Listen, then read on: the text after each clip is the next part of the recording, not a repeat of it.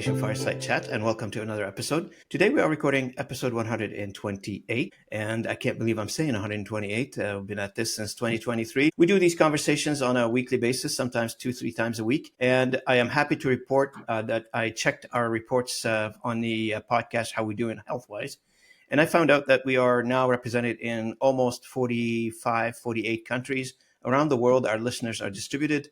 People listen to us from every corner almost of the world, and I'm really happy that they are listening. Obviously, they find something very useful in these conversations. I hear in the comments that you guys give me back that it's easy to listen to. It's a conversation that is educational, and there are some nuggets, some gems inside of those conversations that people take notes of. Today, I have the honor and distinct pleasure to have with me Councillor Dipika Damerla. Dipika and myself met a few days ago, almost a week and a half ago now, at another citizen function. It was hosted by a friend of ours at their home. And for my first time was meeting Dipika at the time, and we sort of clicked on in a conversation, and we thought, hey, why don't we extend the conversation into a recorded podcast? So I want to thank you very much, Dipika, for being with me today. It's an honor and pleasure to have you on the podcast. I know you have better things to do on Sunday afternoon or Sunday evening than 8 o'clock trying to record a podcast with Robin, but here you go. You are with me. You're stuck for about an hour. So thanks so much for being part of this conversation. Thank you for having me, Robin. Delighted to be here. And on a snowy evening, what could be better than a nice fireside chat? Absolutely. There you go. With all the cold and the snow that we have outside, fireside sounds very refreshing nowadays. My first question, Dipika, if you don't mind, why don't we start by telling the audience, on this channel, we say everybody's got a story. So what is your story? Can we start with that one? My story is a very typical Canadian story. I came to Canada from India as a very young woman. I did my MBA completed my BCom at the University of Toronto, and then I went on to do my MBA at the University of Toronto Rothman School of Management. I worked in banking, and I was always interested in politics. When I was at university, I joined student clubs and political clubs and all of that. And then, life gets in the way. You have your kid. I had my daughter, and sort of politics took a back seat. And then, it was always attracted to politics. And one of the things that really stood out for me in Canadian politics was how accessible Canadian politicians are relative to many other parts of the world, where, in many other parts of the world, for example, in India, and I know things are changing in India too, but I'm just telling you, when I was growing up, you could never imagine meeting with a member of parliament. I mean, you'd be lucky to meet the member of parliament's assistant, so there was a very hierarchical society. And here it was so open and so welcoming. And that really caught my interest because for the first time, Robin, I realized something. When we think of democracies, we always think of one person, one vote, which is a modern democracy. Everybody has the right to vote, and it's an equal vote. But you know what the flip side is? Who gets to run for office? And if who gets to run for office is really limited, the value of that one person, one vote is diminished, right? It's only when it's not just everybody has the right to vote, but everybody has a realistic chance to run for office. That's the other side of democracy. And I felt that in Canada, that opportunity was there. And that was something that I thought was powerful and rare. And that's what really got me into politics. And I remember Bob Ray once saying, there's the politics of engagement and there's the politics of protest. And you need both. Protests raise issues, they bubble to the top.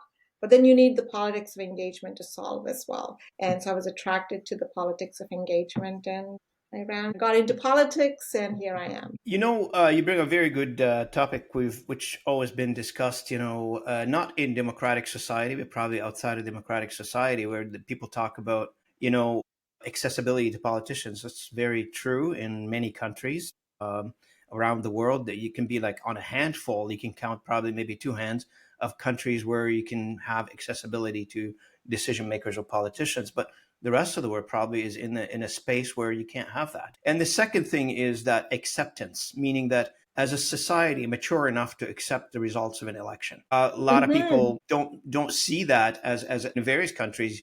People lose elections, there'd be war starting, right? So here in a modern society, in a modern democracy, I feel like people accept the election results. You don't like what what the choice the majority has selected. Maybe you'll wait for the next election and better luck next time, so to speak. Nobody goes home mad about that one. I exercise my democratic right, and so it is. What do you feel about that? No, the smooth transition of power is one of the most amazing innovations of modern democracies, right? It's not always this way, that power moved smoothly without blood spilling. That it happens, even if though it happens in few countries, it doesn't happen in every country in the world. The fact that it even happens is, I think, a testimony to ourselves and to every country that manages that. It's a beautiful thing. Absolutely. Now, Dipika, the reason we got really in tune in our first conversation was around the conditions and the city economics and budgets that's coming up here in the in the city of Mississauga. Let's dive slowly into that. So the first question would be is, have you heard from your constituents in Ward 7, for instance, or any other Mississauga residents on the topic of affordability? And what are you hearing? What are people telling you on that topic? Yeah, it's, Robin, top of mind for people. Affordability is top of mind. And I can tell you that last year, the city of Mississauga had one of the historic largest increases in property taxes last year, the largest single increase. And it was really, really tough for a lot of homeowners. Really, really tough. I'll be transparent. I did vote against the budget, but that said, the budget did pass. And so, yes, I think this year, if you've heard from a lot of residents saying they cannot afford another double-digit tax increase like we had last year, I think close to 10%.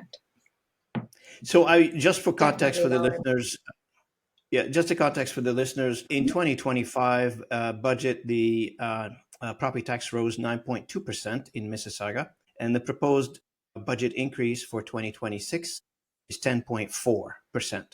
Over 2 years, you're going to be averaging about 20% increase in property taxes for residents in the city. This is where the conversation of affordability comes in, and comes in very hard in terms of people like myself who lives in the city. I'm a citizen of the city of Mississauga. Those things don't go unnoticed for me and for many others. And it's a topic of conversation. I know in my family, we talk about it all the time. My neighbors, everybody concerned about the affordability on the property tax increase. Now, you and I talked about walk us through the process, the mechanism inside of a city. For those who are not familiar, how, for instance, councillors and get to be informed about these things, and how does, a budget gets, built inside of a city, for instance. How do we get to the 10.4? How did we come up with that number? If you don't mind, I know you explained it to me, but the audience will be very interesting to them. So the numbers are very preliminary, right? That's the first thing I want all listeners to know, that that's not the number we are going to end up with.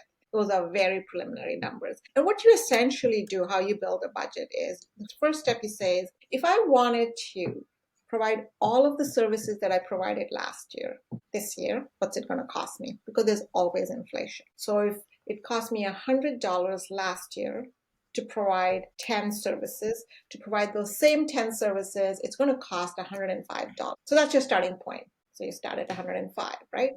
And then you say, well, what else do I want to add? Do we want to add services? And if you want to add services, then you add those. And that's how you build your budget. So really, in that sense, it's very easy to understand. Hard to understand, and not hard to understand, but it is the fact that as a municipality, we deal in human beings and services. We don't build things, we provide services. And because we provide services, there's the human touch and a lot of human beings. So our biggest expense line, you guessed it, is salaries. Labor.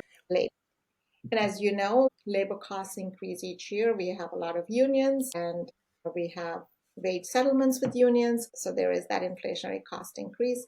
And even with the non-unionized labor, we try to be fair with them, and so there is usually every year, it costs us more to provide the same services. That's our starting point. The other interesting thing, if you happen to be a resident in Mississauga, is that we have two levels of government. We have the regional Peel, the city of Mississauga. And if you've noticed carefully, when your garbage truck comes, it says Region of Peel. But when it's your snow clearance, it's the city of Mississauga. If you see somebody cutting grass on city land, that's city of Mississauga. So that's the two levels of government, and that adds a little bit of complexity.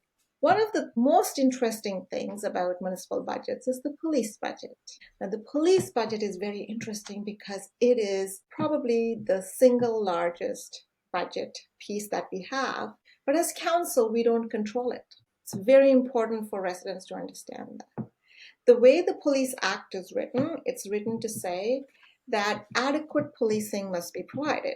So who can decide what is adequate policing? You and I, we are lay people. Can we really say how many police officers or how many weapons are required to keep the city of Mississauga safe? Hard for us. So we have to rely on the police board. So the police board actually comes up with a budget. And under the Police Act, as a councillor, I cannot say to the police that, hey, you're saying 30 million for officers and 5 million for weapons. Can you make the weapons 4 million? I'm not allowed to go line by line. I have to say yes to the whole budget or no to the whole budget. I can't say, I'm comfortable with 80% of your budget, but these 3 lines, I'm going to vote against, but the rest of the budget, I'm going to approve. I don't have that ability. I have to either say yes to the whole thing or no to the whole thing. And that puts us in a very difficult position because obviously we need community safety. We don't want to be irresponsible, and no budget is there where everything is unacceptable. Sometimes it's only small pieces that are not acceptable, but we are handcuffed. What happens if we say no? If we say no there's 2 possibilities. Either the police can go back and look at their whole budget and come back with a smaller number, or they can go to arbitration. And then the arbitration, there's an arbitrator, their word is final. So as you can see, our control over the police budget is quite limited. Our ability to say no only triggers arbitration. It doesn't necessarily mean that the police will reduce their budgets. And because the police budget is such a big chunk of our budget, like last year, the police budget went up, the police piece went up by 23%, not property taxes. But that resulted in a fairly hefty tax increase, right? So this year, we'll see what happens, but the police has come back with a fairly significant ask again. Robin, and I'm happy to, if you have follow-up questions. Yeah, I was just going to get, for the audience, just to get a bit of a sense of what we're talking about in terms of numbers. If you don't mind sharing, let's say, how many employees does the city of Mississauga have? Or how many police members or how staff, or whatever you want to characterize them at, just to get an idea of the numbers that we're talking about here. And what is the total budget for this city? The city's own budget is around $750 million from the tax base. Then we have obviously utilities, and that's different stuff.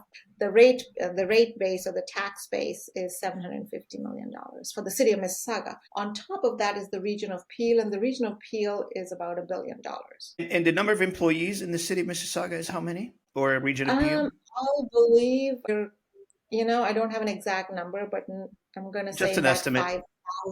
5,000 people. And you mentioned to me last time when we were talking, going back to how the councillors, for instance, in the cities, that they have no ability to dissect the numbers or at least have a discussion about the items in the proposed budgets, etc. And you mentioned something about auditing, and you mentioned something around the auditing process that takes place either internally, and you were suggesting perhaps in auditing that it probably similar to the Auditor General in the federal government, and trying to figure out another way of looking at the numbers, but from a third-party perspective. Would you mind digging into that a little bit for us and explaining it to us a little bit better? Absolutely. So, some of your listeners are going to be familiar with right now. There's a bit of a scandal going on around the Skills Development Fund provincially, where there have been accusations that the government has been giving out funds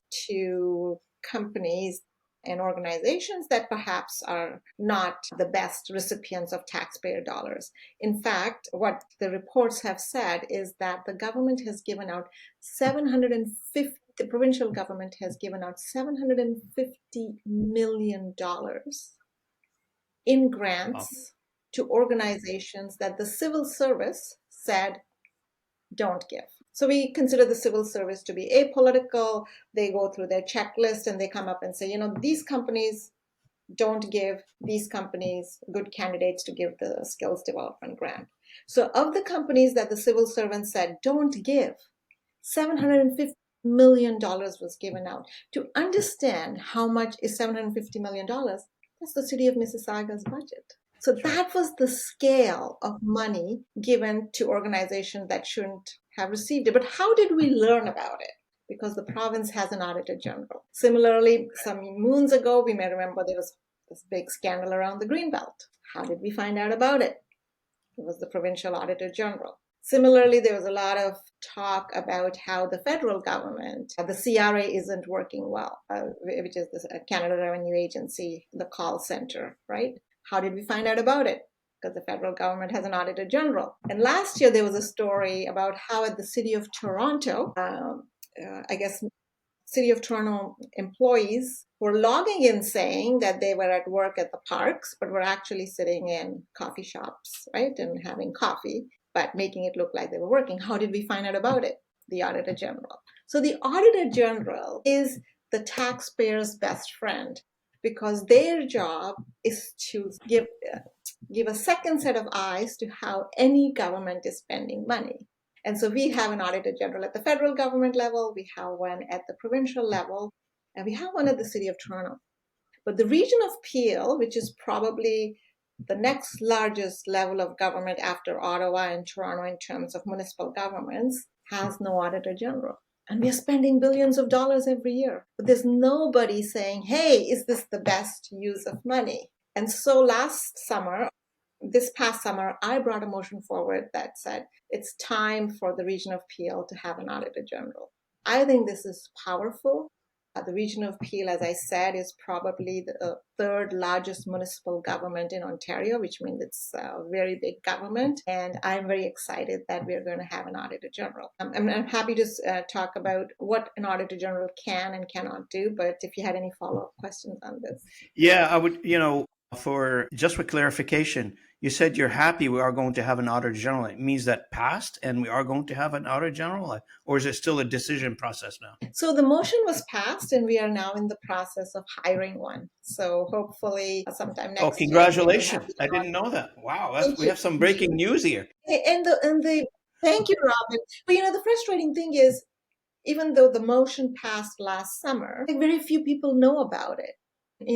But it is such an important. Yeah, I didn't know about it until I talked to you. I didn't know about it. Because it's not that something, I guess, Mississauga, for example, doesn't have much. It does have some media, doesn't have a lot of local media. So it's not like the Toronto Star is reporting on what's happening in Mississauga. So yeah, it's a shame, but I think this is very good. If you're a property taxpayer in Mississauga, this is good news. So on the Auditor General, I just have one more follow-up question on that topic. You mentioned, the Auditor General should be considered the best friend of the taxpayer. I want to ask you the flip side of that coin. Would the Auditor General in this case be assumably not so good friend of the city staff? So, and that's a very good question. And it all depends on one's attitude. And certainly, there could be a sense that this is the auditor, right? But I think cities, whether it's city staff, the vast majority of city staff want to do the right thing. So I would say that the Auditor General is their best friend too, because what the Auditor General is doing is saying, you've been doing this thing for the last 30 years the same way. Is there a way to do this in a better way? Or if 0.001% of people commit fraud, everybody else is honest, the Auditor General will find that fraud, right? So they'll find the bad apple. So actually, the Auditor General is the best friend of not only the taxpayer, but also, I think, of management and council. Absolutely. It's a balanced approach, I'm assuming, in this case. Yeah, I think it shouldn't be adversarial unless you have something to hide. As long as it's just, right. The Auditor General might say, this is not good value for money, right? For example, when you look at that example in Toronto, where these park staff were logging in that they were working in the parks but are actually sitting at Tim Hortons. Even the management doesn't know because, in the IT system, it's all logged in. So this is good for management to know as well. So I think it's good all around. Good all around, absolutely. Now, one of the item as a taxpayer here in the city of Mississauga that people talk a lot about, and I don't know how much some people here have educated themselves on how this system work inside of inside the city council and the process itself. And you and I talked a little bit about this one. You've recited to me, or you told me about a situation where there was an app to be purchased, and that app Yes. you were questioning. You were saying, do we really need that app? And there was a cost associated with it, and which sort of like brings the point of how do these projects gets adopted at the lower level, and it finds its way all the way to be voted on. In some cases, they haven't really passed the smell test. Could you walk us through that, and specifically that example? I will. Two things that I just wanted to say before I answer that, Robin. One is I wanted to correct myself. I think I said the Region Appeals budget was $1 billion. No, the operating budget is closer to $3 billion. So that just tells you how large the Region Appeals budget is. The other thing that's really important to keep in mind is that the Auditor General, by law, is not able to audit the police budget, which is a big chunk of the Region Appeals budget. And I think that that's something that the provincial government needs to look at, because I respect the police. They do a fantastic job, and they're our partners in keeping our cities safe. But I think everybody wins if the police's books are open to the Auditor General, same as everybody else's. So I wanted to make that point. On the issue of, yes, I am on council, one of the councillors who's always watching how we spend our pennies, because I believe you watch the pennies and the pounds will take care of themselves, or in our case, the dollars will take care of themselves. That's why I brought the Auditor General in at the Region of Peel. But I'm going to just give you a simple example of how important it is for us to pay attention to the details. Recently, there was a proposal at City Hall to spend about $8 million over the next, 7 years or so to provide transit riders with a free transit app. Now, the problem is there's already a lot of free transit apps. I mean, most people are already using Google Apps or Apple apps, right? So the question is, why is the city of Mississauga suddenly deciding to pay a third party $7 million so that people living in Mississauga going on My Way can use a free app when there's already other free apps available? Like, that's not the best use of taxpayer dollars. And then when I asked and pushed back and asked staff, what are the benefits? Some of the benefits they said was, well, there were some benefits. Obviously, there were some bells and whistles, no questions about that. But the free apps were good enough, right? What I said was, instead of spending $7 million making it easier to tell people your bus is going to be late, why don't we spend the $7 million on hiring more buses or hiring more bus drivers so that our buses are not late, right? So luckily, all of council agreed, and we were able to we did not approve that. But this is an example of how does something like this bubble up, right? So that ability to say need to have and nice to have. Did that 7 million, did that transit app have some bells and whistles? Absolutely. But it was already a perfectly good free app. So why are we spending $7 million of taxpayers' money? But so you really have to watch it, because if you don't, you can pass it, and then that's passed on to the taxpayer. And so it's the kind of thing that you really, really have to watch. And it's something that I spend a lot of time on. So, you bring up, you almost like you have to be, as a councillor, you have to be like your own, the city, like in your own jurisdiction, you're representing Ward 7, and you're speaking on their behalf and watching their dollars, how they're being spent in the city. To some people, probably they think they see Councillor Dipika Damerla or any other councillor in the city, they probably think it's a ceremonial thing that, you show up to meeting, you raise your hand to vote, or you don't. And that's just about it. But from what I'm hearing from this conversation and the previous conversation that I had with you, it's a lot more involved than that. It's almost like you have to be your own financial detective and try to figure out where things are, which drawer hiding what. I don't know. It's not as ceremonial as one would think. It's not ceremonial at all, Robin. It's a privilege and an absolute honor to be able to do this job, and I love it. But it's a lot of work, because every Wednesday we have council, which means we have a binder yetek full of things that are coming to us for approval, and you've got to read the reports, and you sort of need to have perspective, because when you read the report, we'll take this transit app. When you read the report, it makes a case for the transit app, but you have to know that these free transit apps are available, right? If you didn't know that the free transit apps are available, maybe it looks like a good idea or not. So you kind of need to be sort of aware of all of the things that are happening in and around you. It's a lot of reading. And then we have every other week, we have regional council, another binder this thick. Then we have planning, another binder this thick. So these are all committee meetings where we vote. I also sit on governance committee. So that's, again, lots of decisions and reports that we have to follow up on. Heritage committee, racism committee. So yes, it's a lot of work.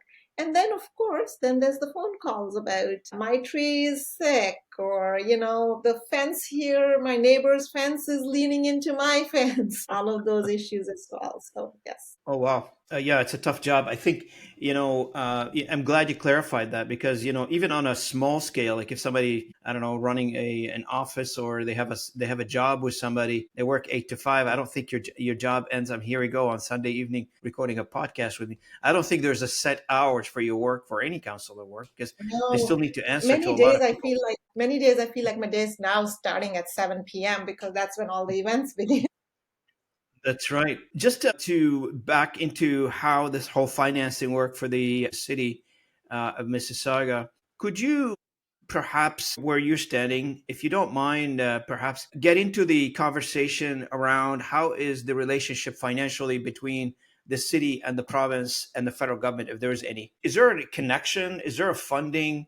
Is there a transfer of sort? Do they support? Do they help? Given the fact, and this for the audience, I think the region of Peel, I think is the second largest in Canada now. Or the third. I know it's in the top 5. I don't know where is the ranking right now, to be honest, but it's one of the largest regions in the country. Yeah. So you mentioned policing earlier. You mentioned a few things, and when it comes to policing, I live in the city, right? So obviously, I know what's going on. We feel what's going on from a security perspective.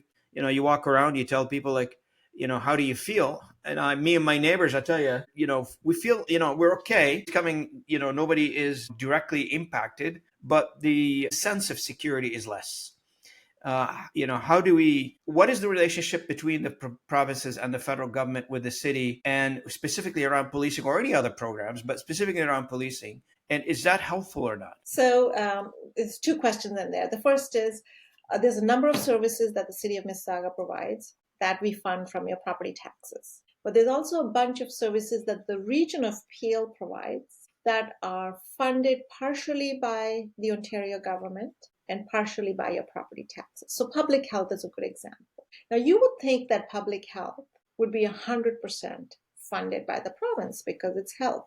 But no, it's, I forget the exact formula. I think it's 70-30 or 60-40. I can't remember. Like 60% is funded by the province, but 40% is funded by the municipal government from your property taxes. The same thing, whether it's Ontario Works, whether it's affordable housing, there's a cost sharing. And a number of these social services are falling on your property tax. And I fundamentally disagree with that. Property taxes, in my opinion, are meant to provide your hard municipal services, your snow clearing, making sure your parks, your libraries work, your swimming pools work, that your the roads are maintained, sidewalks are maintained, sewer system works. But when it comes to income redistribution, poverty alleviation, so whether it's all of those social services, they should not fall on the property tax.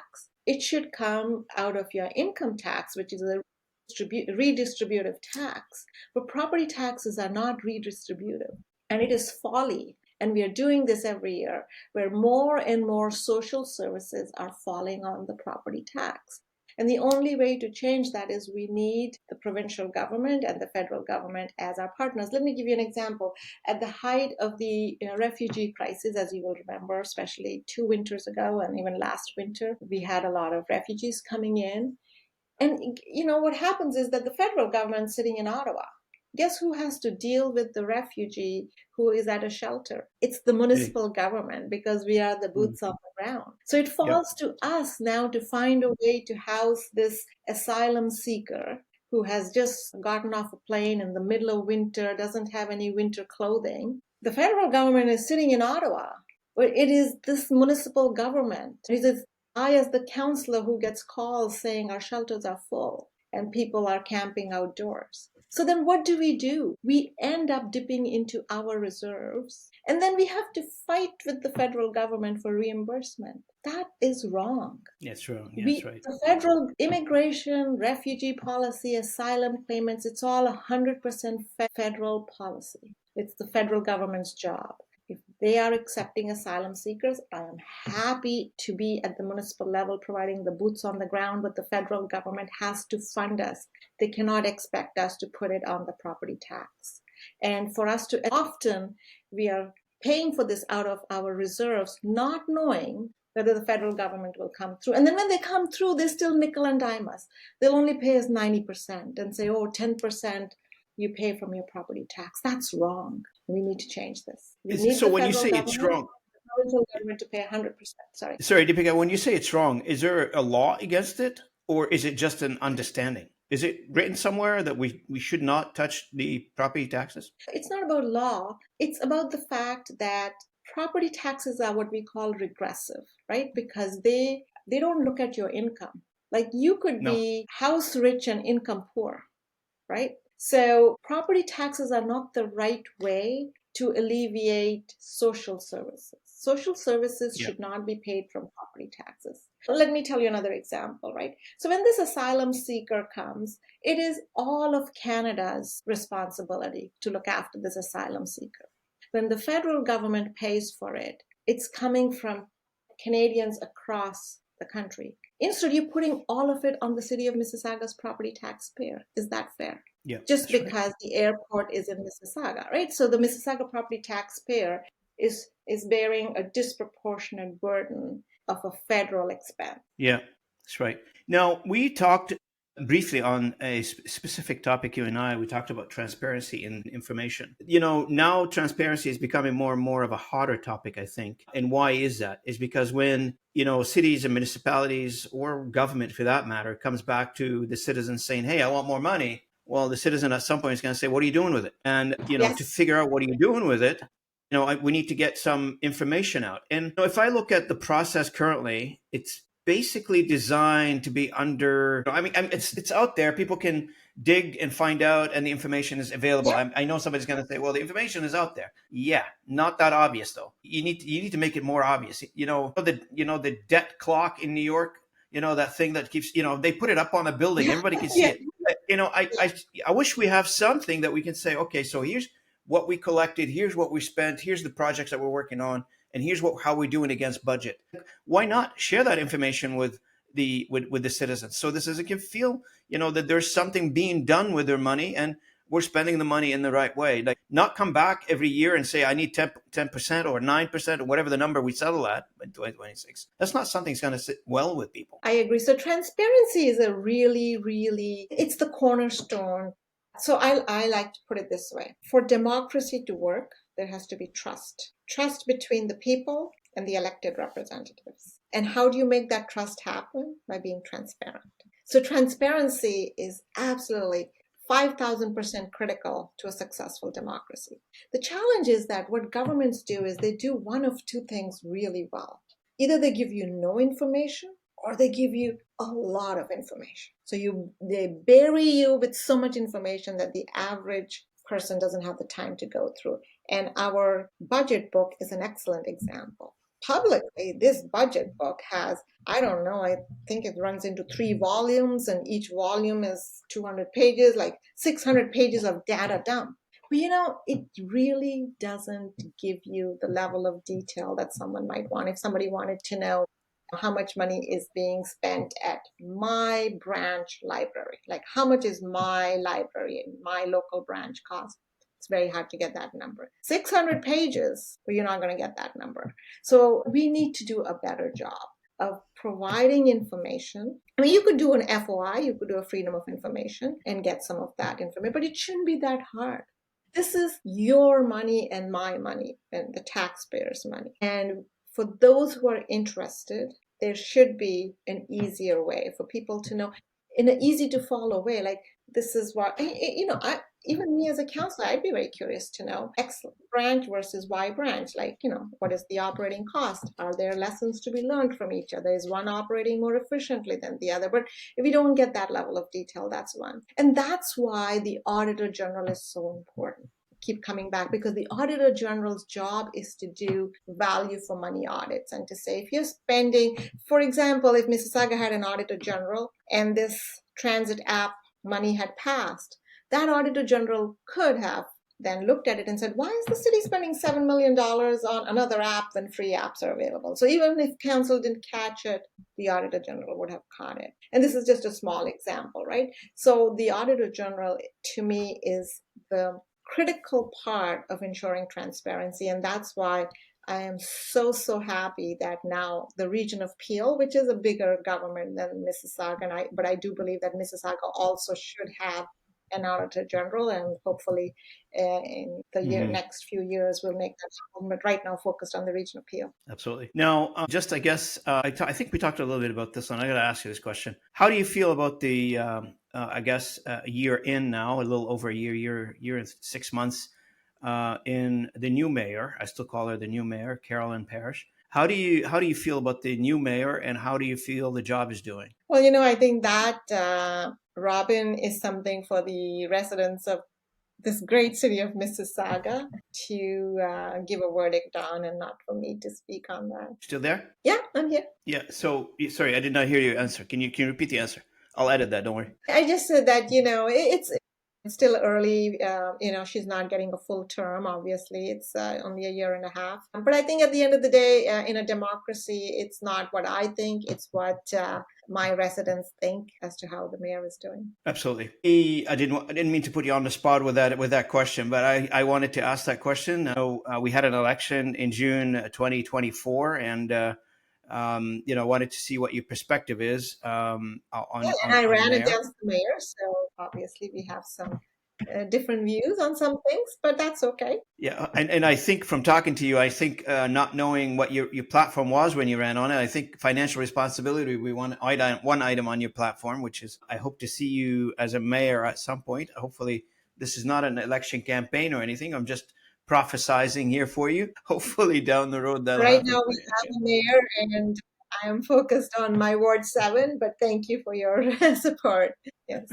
Now, the question on people's mind right now is, how does the municipality behave in an economy the way we're feeling right now? People are getting laid off. People are losing their job.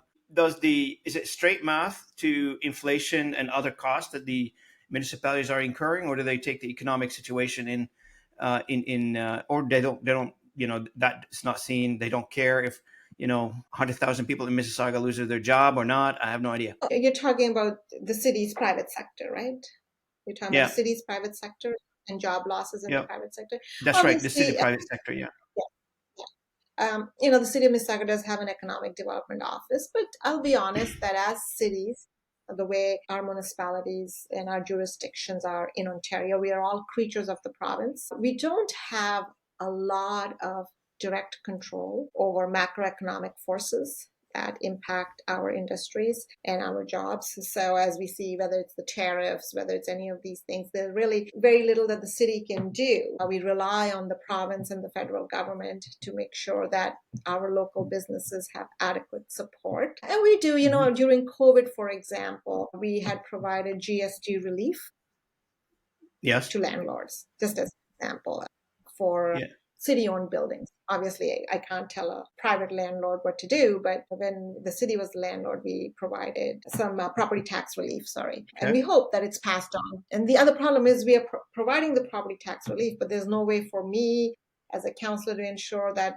I'm giving the landlord property tax relief. Is it being passed on to the tenant, right? So those are the limitations that we have. But within the world that and the tools that we have, we try our best. Again, I keep coming back to my problem is not that as a city, I don't want to provide social services. I do. I just don't want to put them on property taxes. So what a lot of cities have been asking for a long time is to give us other revenue tools so that we don't, just like, the provincial government has more than one tax. It has income tax. It has, I guess it collects, goods and services taxes. Let me give you an example. So when a new business comes to Mississauga, the city of Mississauga doesn't necessarily see any benefit from it because maybe property taxes if there's a new building built, and then we provide, obviously we also provide extra services, but we don't get a share of the GST or HST as an example, right? So we don't really get an uplift because we don't have those revenue tools. But that said, more and more, cities are doing their best to attract more, I guess, business and more jobs. For example, when a builder builds, we always require the builder, when they build a high rise, to have retail and office space. So, we ask them to build office space because we don't want Mississauga to be a commuter city. I don't want Mississauga to be the city where you live here, but you have to go to Toronto or Hamilton to work.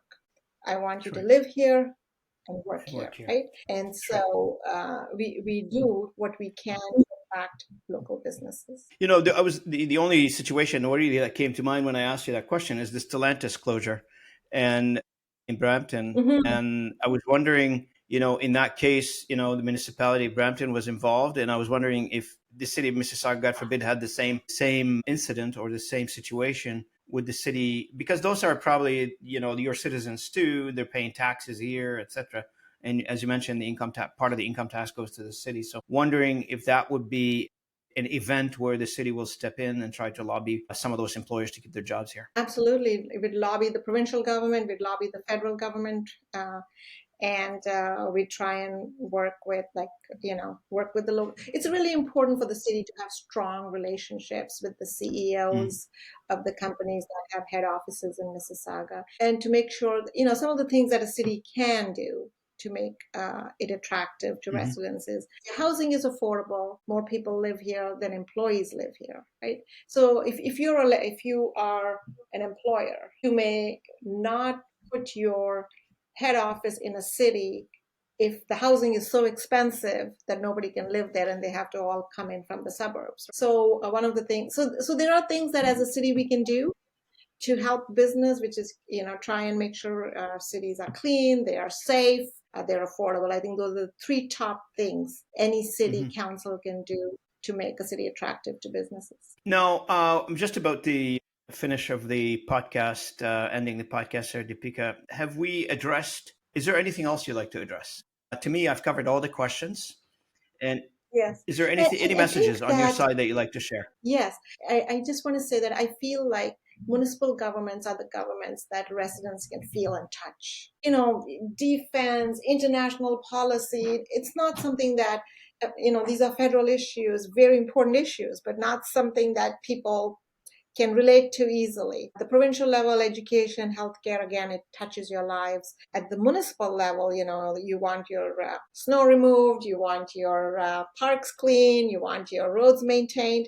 People get municipal government. It touches your lives. And it is the one level of government where I think people actually can wrap their head around the budgets. Yep. Because, when I look at the federal government and it's like 50 billion and trillion, like people lose perspective. I lose perspective. I was just reading that the interest on debt federally is $61 billion. The city of Mississauga's budget is $750 million. The whole budget, the operating budget, not the whole budget, $61 billion a year the federal government is paying in interest. Very hard to wrap your head around. And I believe that good governance begins at the city level. So my ask of residents is make sure that your councillors are watching the pennies. Sometimes there's a feeling of saying, oh, it's only $1 million. It's only $7 million. No, it's the principle of the thing. The one thing that I'm guided by, Robin, is long ago when I was a member of provincial parliament, the then premier said one thing, and he said, don't forget that these taxes are being not just paid by the rich, they're also being paid by that woman who's working at McDonald's. You're collecting her taxes as well. And the person who's a janitor and the person who's doing minimum wage jobs, they're still paying taxes. Remember that when you spend their money. It's in my head. Absolutely, absolutely. Now, I want to finish on a positive note. So, if you were to be on a commercial and somebody asked you the question, promote Mississauga for me as a good place to do business and live, what would you say? I would say that, Mississauga has a number of advantages. The airport's right in our backyard. So if you wanted to do business and you had your head office in Mississauga and you were traveling worldwide, how easy would it be for you to just come in and check in on your business here in Mississauga? That's number one. It's like so close to the air. Logistics is so easy. Transportation of goods is so easy. If you're Amazon, you want to be next to the airport, right? So for us, our geography, on the one side, we have the airport. On the other side, we have Toronto, the largest market, but our costs are not as high as Toronto. So here we are between the airport and Toronto, great place for business. We are a relatively safe city, clean city, a great city to still raise a family, all very good reasons for business to come to Mississauga. And the world lives here. Literally, the world lives in Mississauga. Absolutely. Every country is represented here. I want to thank you so Yes. much, Dipika, for being with me today. I really appreciate it. I really enjoyed this conversation, to be honest with you. My first Me podcast of too. this nature. I really enjoyed it. I hope you come back and you share some more information with us. I would love Um, to. and I would love to. and always you're welcome on this podcast anytime you have a message. Would love to broadcast it for you, for the audience. I really Thank you appreciate all. it. Amazing. Let me know how it goes. Once it's Absolutely. published, I will let me keep know. you posted. I will keep you posted. It's an honor to have you Me with too. me. To the audience, I want to thank you so much for being with me today. Thanks for listening in. If you are not subscriber yet, I highly encourage you to subscribe and beat the rush, because there's a lot of subscribers on and they're coming in fast. And I was telling the counselor a few minutes ago that, we're averaging about 1,000 downloads per day. Maybe that's nothing to somebody who's, watching a podcast with millions of downloads per day. But for something that is started in as a personal initiative, like the localization fireside chat, it was an idea I started back in 2023 during past COVID, and I thought, why don't we have virtual coffee and record these conversations? It's a personal initiative. It's not backed up by anybody. I don't have $1 million budget pushing it. This is just me doing the podcast and editing it and pushing it myself. It's a one single man effort. So thanks so much for listening and supporting me, liking and commenting on the content. I really appreciate it. And I'll see you at the next episode. Councillor, if you don't mind hanging on 1 minute.